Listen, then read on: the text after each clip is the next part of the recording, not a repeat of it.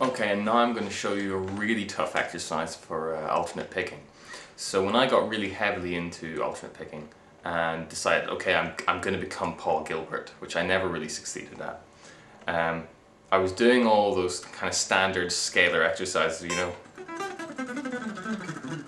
that kind of thing, and I just hit this absolute roadblock.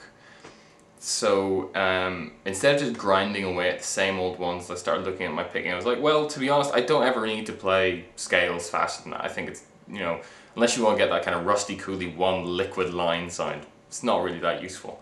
So I thought, well, I need to get better at string crossing. That's the hard part. Single string stuff is okay, simple patterns okay, pretty much anyone can do those quickly. So I thought, well, what's an exercise I can do with the most string crossing? And this kind of pattern is always easy to remember. So what I did was I basically split that up into a sequence that lets me do loads and loads of string crossing. So this is actually a really cool exercise because it will cover every single kind of string crossing your right hand will ever have to do.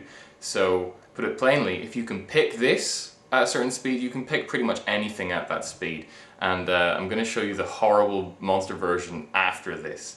So I break up the fretboard into a bunch of diagonal lines.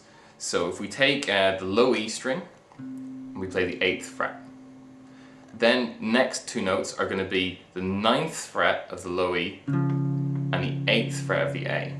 So we've gone, next three notes are going to be 10th fret of the low E, 9th fret, and 8th fret. So now we've got a 3-string diagonal coming off the 10th fret low E. And then starting here on the 11th fret, we've got 11th, 10th, 9th, 8th. So it's really easy to remember.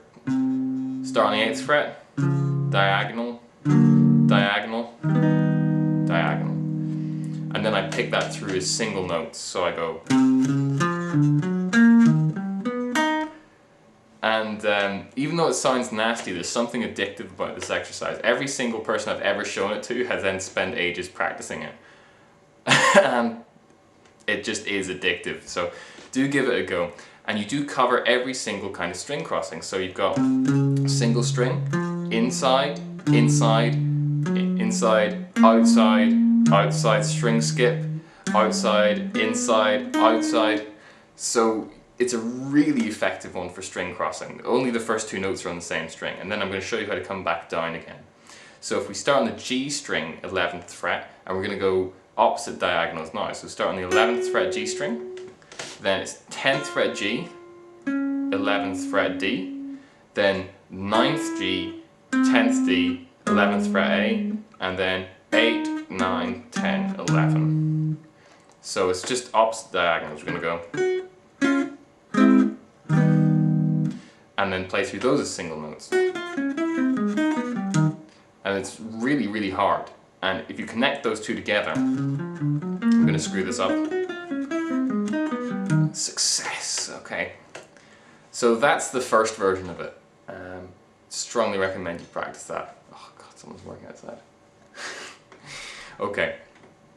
Then I'm going to show you now the really, really horrible version. And this is really the one, if you can pick this, you can pick anything. Anything. I've never come across something harder than this to pick. If you can think of something, leave it in the comments. There's plenty of things faster, but this is so difficult for your picking hand.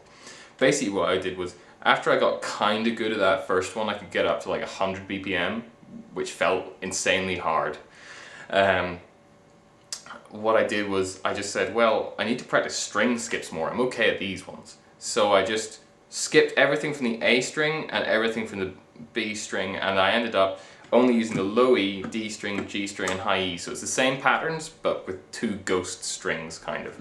So we like 8th fret, low E, 9th fret on the low E, and then jump the A string and play the 8th fret there. So we've got the same diagonal shapes, but we're always leaving out the A string and B string. So this one sounds like...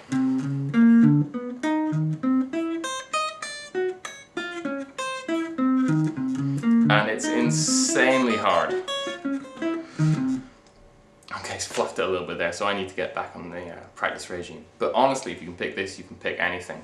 It's incredibly good for string crossings in the right hand. and it's kind of addictive and kind of fun. I will never understand why. So those are the first 3 exercises of Doom. I hope you enjoy them.